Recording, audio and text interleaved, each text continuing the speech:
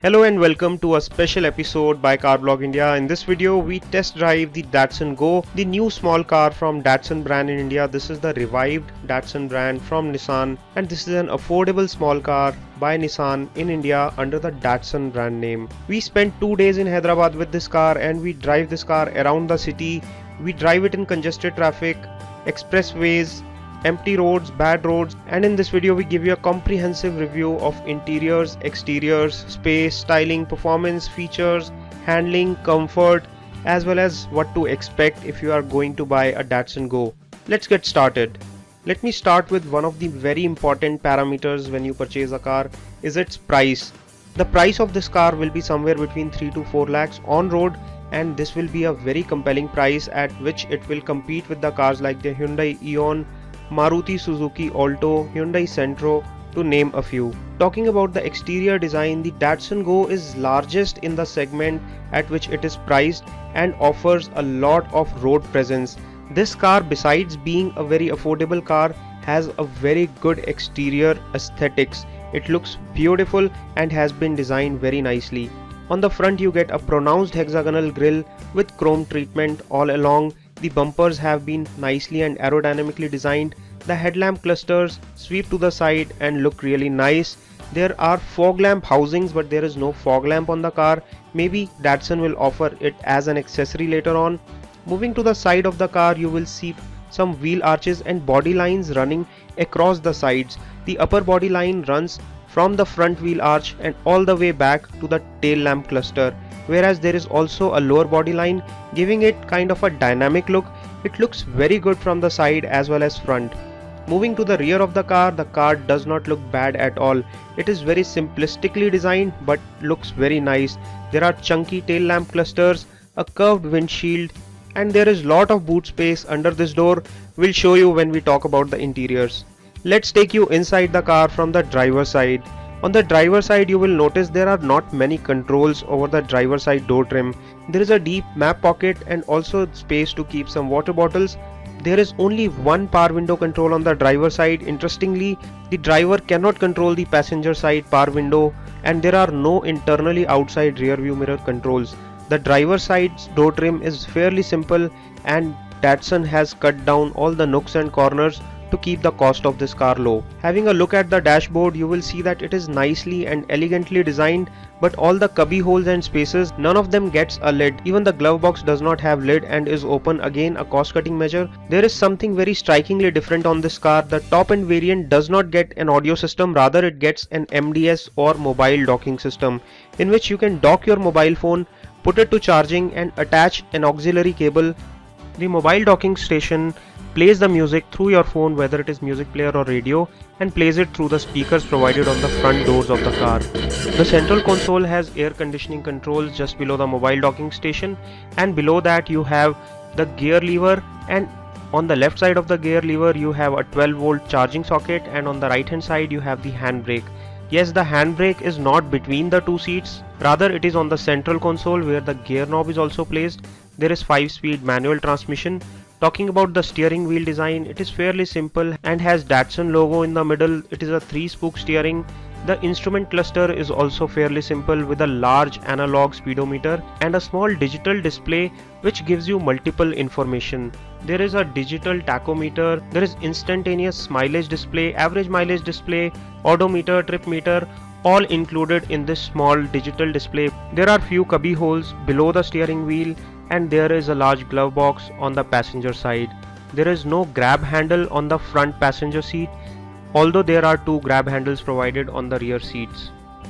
The front seat design is also very different from the conventional design that we see on the cars.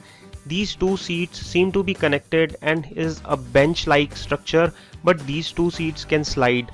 The passenger seat is larger than usual, covering the middle console where we usually see cup holders in other cars. This extra space, as per the Datsun designer, is for convenience of the passengers as well as driver. They can keep their important stuff like bags, etc. The seats are comfortable, there is ample cushioning, and there are integrated head restraints in these seats. Moving to the rear seat of the Datsun Go, it is again a bench-like structure. There is no split seating mechanism here, and the head restraints are again integrated. However, something that we noticed is that there is ample legroom in the middle row. The length of the car is 3.7 meters and there is large wheelbase as well, which makes it sheer comfortable. In fact, as comfortable as a segment above in the price band where it is placed. The car is comfortable for 3 medium health passengers in the rear seat, and there is ample legroom even when the front seats are adjusted for a driver of 5 feet 8 inches. You do not get power windows on the rear seat even on the top end variant. There are no map pockets on the door, there are no pockets behind the front seats. It is very simple plain Jane seating at the rear, and there are no special features provided for the rear seat passengers. Now let's talk about the boot compartment, which is probably the most impressive part of the car. It has oodles of luggage space, 265 liters to be precise, which is largest in segment. And if you are still not satisfied and need some more space, the rear seat is flat folding. You can fold the rear seat down completely for a flat bench and it frees up a lot of space. When there are only 1 or 2 travelers in the car, you can carry a lot of luggage by just putting down the rear seat. After exteriors and interiors, let's talk about how the car drives. It has a 1.2 liter 3-cylinder engine, puts out around 67 bhp of power and 104 Newton meters of torque, probably the best in this segment, and it reflects in the way it's drive. The engine is fairly peppy and it accelerates effortlessly in the lower gears. There is a digital tachometer which helps in selecting proper gears. However, the car feels sluggish after 120 km per hour, but we have nothing to complain because the cars in this segment can hardly make it to 100 without being shaky. The Datsun Go feels very stable even at the speeds of 120 or 130 km per hour. The power steering provided on the Datsun Go is speed sensitive. As the speed increases, the feedback on the steering increases and gives you confidence. You can corner it easily at a speed of 60 to 70 km per hour, and this car is very easy to drive on highways as well as in city. On lower speeds, the steering becomes light and is slightly larger than the average size of steering wheels that we see on the cars, which further reduces the effort which is required to turn the steering wheel. Talking about the ride comfort you get in this car, the car feels fairly comfortable on bad roads or rough roads. Datsun Go suspension has long travel, which makes it comfortable on rough roads. The handling part is very well sorted because the suspension, handling as well as braking has been balanced very nicely on the Datsun Go.